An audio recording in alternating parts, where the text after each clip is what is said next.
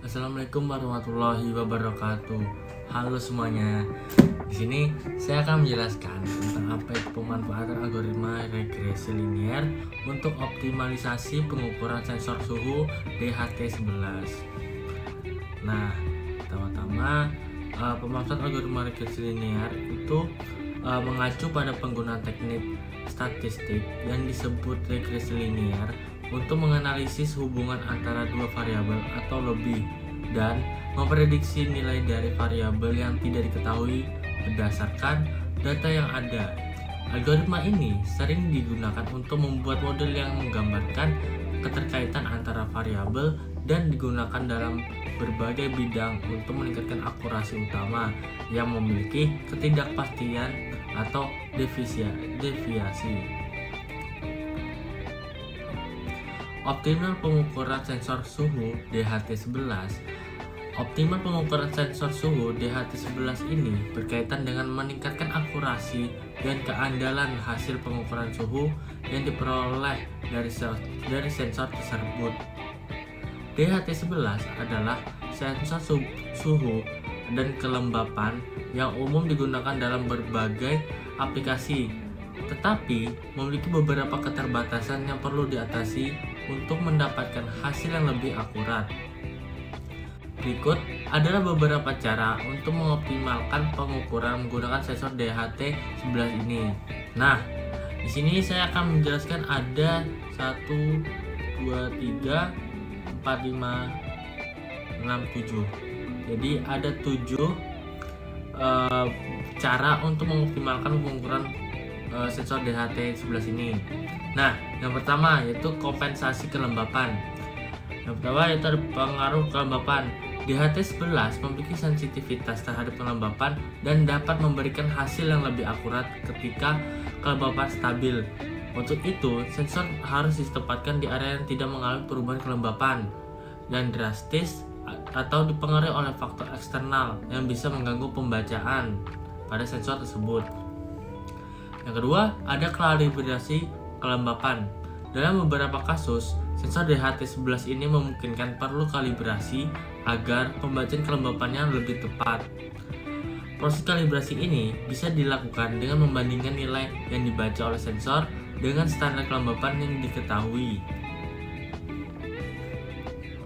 Yang kedua, ada dengan cara penyaringan data. Pada hal ini yaitu rata-rata pengukuran. Sensor DHT11 terkadang memberikan fluktuasi kecil dalam pembacaannya, mengalami beberapa sampel pembacaan suhu dalam periode waktu tertentu, dan menghitung rata-rata dapat mengurangi kesalahan pembacaan atau fluktuasi yang tidak diinginkan. Yang B yaitu penggunaan filter. Teknik seperti filter rata-rata bergerak atau filter Kalman dapat digunakan untuk menghaluskan data pengukuran suhu dan mengurangi noise. Nah, cara ketiga ada penempatan sensor. A. Lokasi yang tepat. Tempatkan sensor di lokasi yang representatif untuk suhu yang ingin diukur. Hindari menempatkan sensor di tempat yang terkena langsung sinar matahari atau sumber panas lain yang bisa mempengaruhi pembacaan sensor DHT11 ini. Yang ketiga, yang B, ventilasi yang baik. Pastikan ada sirkulasi udara yang cukup di sekitar sensor agar pengukuran suhu menjadi lebih akurat. Pengukuran suhu yang dilakukan di area yang terjebak panas atau kelembapan dapat mengarah pada hasil yang kurang akurat.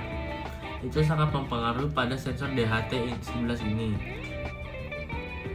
Nah, pada cara keempat yaitu stabilisasi sensor. A. Waktu pemanasan. Setelah sensor DHT11 ini dihidupkan, perlu waktu agar sensor stabil. Sebaiknya dibiarkan sensor beberapa detik hingga hasil pengukuran menjadi lebih konsisten, terutama setelah proses kalibrasi. B. Pemberian waktu antara pembacaan. Mengingat sensor DHT11 ini memiliki waktu konversi yang terbatas antara pembacaan suhu dan kelembapannya, umumnya sekitar 1 detik. Pentingnya untuk memberi jarak waktu antara pembacaan agar hasil lebih stabil dan lebih bagus. Dengan cara kelima yaitu penggunaan sensor TA. Nah, penggunaan sensor cadangan untuk memastikan bahwa hasil pembacaan suhu dari DHT11 ini lebih akurat. Kita dapat menggunakan sensor tambahan seperti DHT22 ataupun sensor suhu lainnya. Sebagai perbandingan untuk mengevaluasi pengukuran DHT ini, ada sistem B, yaitu integrasi dengan sistem kalibrasi eksternal. Jika Anda membutuhkan tingkat akurasi yang lebih tinggi, Anda dapat mengintegrasikan sistem kalibrasi suhu eksternal yang lebih tepat untuk memvalidasikan hasil sensor tersebut, yaitu sensor DHT11 ini. Dengan cara keenam yaitu pengecekan kabel dan koneksivitas. Kabel dan sambungan, kualitas kabel dan konektor yang digunakan untuk menghubungkan sensor DHT11 ini ke microcontroller atau sistem lain juga berpengaruh terhadap akurasi pengukuran. Pastikan kabel tidak longgar dan terlindungi dan dari interferensi elektromagnetik, karena itu sangat berpengaruh pada sensor DHT11 ini. Nah, yang ketujuh atau yang cara terakhir yaitu perawatan rutin. Pembersihan sensor. Sensor suhu dan kelembaban DHT11 ini dapat terpengaruh oleh debu ataupun kotoran yang kecil-kecil dapat menempel pada elemen sensor. Pembersihan sensor ini secara berkala dengan menggunakan kain lembut dan menjaga performa sensor tetap optimal. Nah, fungsi dari kain lembut tersebut agar alat sensor tersebut tidak lecet dan dapat menjaga stabil dan sensor tersebut bekerja dengan optimal. Dengan mengikuti langkah-langkah tersebut, pengukuran suhu dapat dilakukan oleh sensor DHT ini dapat dioptimalkan meskipun sensor ini memiliki batasan dalam hal akurasi dan resolusi. Nah, kita saat ini sudah masuk ke dalam bentuk permasalahan. Di sini terdapat soal, yaitu seorang engineer melakukan akuisisi data suhu menggunakan sensor DHT11 ini.